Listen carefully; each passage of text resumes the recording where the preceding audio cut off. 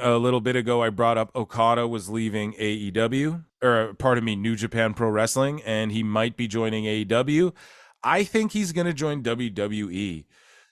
Personally, I don't see why he would leave New Japan and go to AEW and make such a big stink about, oh, I'm coming to America, when he's already wrestled in AEW. We talked about it. They jobbed him out to Orange Cassidy. They I think 2 times, or his team lost, or he was on the losing end of the 4-way, whatever. He's losing matches, that Orange Cassidy, and it's fucking Okada. WWE won't do that. People are like, nah, I'm worried about how they're gonna. Oh, you mean like how they're booking Shinsuke? You mean like how they're booking Damage Control?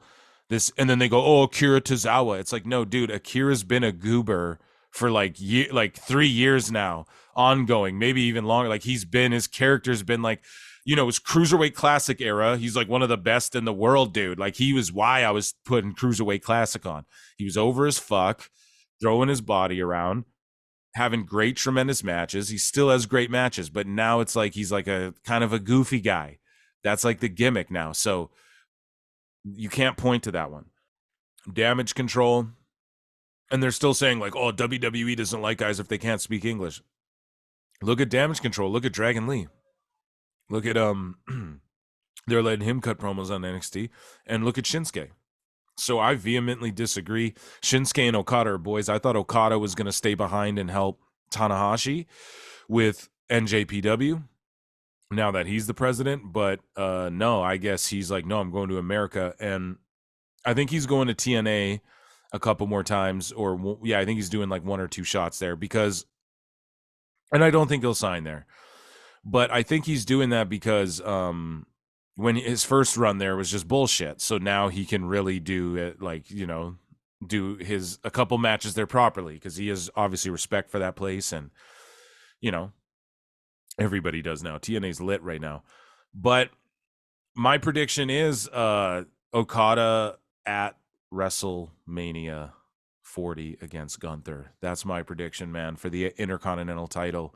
Why not just have him come out there? Because think about it. The storyline could be, Gunther, yeah, like, I've beaten everyone. Here's my open challenge for the Intercontinental title. Like, there's no one on this roster I haven't studied, right? Gunther can be cutting this promo. Like, I've studied everyone. There's no point. Like, anyone could come out here, and I've wrestled them and beat them before, or I've read them like a book. Like, da da da da da. And then Okada could come out, shock beat him, and just end his run with the IC, and then you have an Intercontinental champion who's an international. That's what they've done with this title as well. They've reestablished it as like this an intercontinental title. So you have a guy come in from another continent, Japan. He's a big star there. Then this is how you get him over. He shock beats Gunther, and then Gunther can have a rematch, and they can really go to war.